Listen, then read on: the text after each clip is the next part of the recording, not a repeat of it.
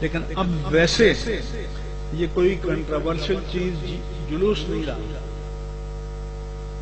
ہمارے ہاں ہمارے جو سپاہی صحابہ کے حضرات ہیں وہ کراچی میں عظمت صحابہ کا جلوس نکالتے ہیں. تو میں نے ان کو ٹیلی فون کیا کہ میں آپ کو ویلکم کرتا ہوں, خوش آمدید کہتا ہوں کہ آپ نے عظمت صحابہ کا جلوس نکالا, مبارک ہو آپ کو. اب میں نے کہا میری تھوڑی سی آپ سے گزارش ہے کہ عظمت صحابہ کا جلوس تو نکالیں, لیکن یہ بتائیں کہ صحابہ کو عظمت ملی کہاں سے؟ کیا ابو بکر کی عظمت یہ تھی کہ ابو قحافہ کے بیٹے تھے؟ کیا عمر کی عظمت یہ تھی کہ خطاب کے بیٹے تھے؟ کیا عثمان کی عظمت یہ تھی کہ عفان کے بیٹے تھے؟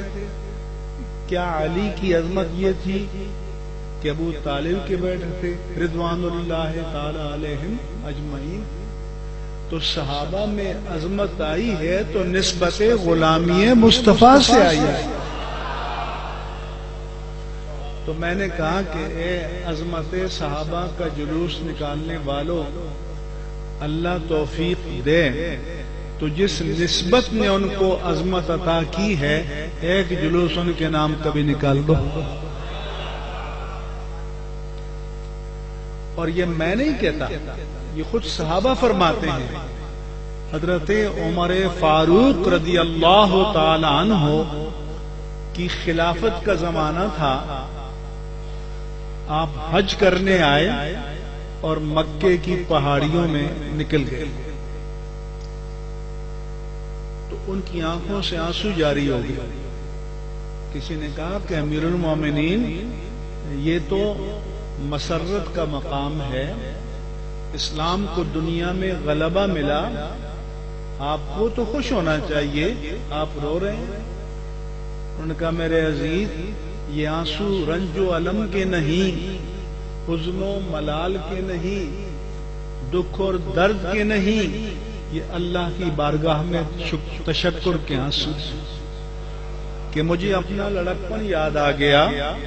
میں انہی وادیوں میں اونٹ چرایا کرتا تھا اور رات کو جب میں آتا اونٹوں کو باندھتا تو ایک کو پکڑ کر باندھتا تو دوسرا بھاگ جاتا, اس کو گھیر کر لاتا تو تیسرا بھاگ جاتا, اس کو گھیر کر لاتا تو چوتھا بھاگ جاتا.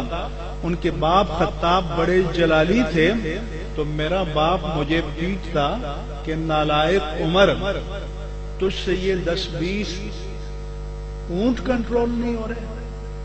تو کہا دیکھو ایک خطاب کا بیٹا عمر تھا کہ جو 10-20 یا 30-40 اونٹوں کو کنٹرول نہیں کر سکتا تھا, ایک غلام مصطفیٰ عمر ہے جو 26 لاکھ مربع میل کو کنٹرول کر رہا ہے.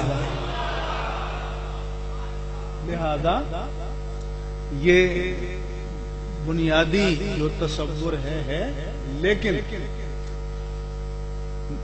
میلاد النبی صلی اللہ علیہ وآلہ وسلم کی مجالس منعقد کرنا, جلوس نکالنا, نہ ہم اس کو فرض قرار دیتے ہیں نہ واجب قرار دیتے ہیں نہ اس ہیئت میں سنت قرار دیتے ہیں. ہمارے نزدیک یہ مستحب ہے, تو کسی کو اچھا لگے تو شامل ہو جائے, نہ اچھا لگے تو ہم کسی کو ملامت نہیں کریں گے. کیوں کہ مستحب امر پر اگر کوئی کرتا ہے تو اجر کی بات ہے, سعادت کی بات ہے, لیکن ترک کرنے پر کسی کو ملامت نہیں کریں گے. یہ ہمارا اہل سنت و جماعت کا موقف ہے, یہ ہمارا مسلک ہے. اسی طرح سے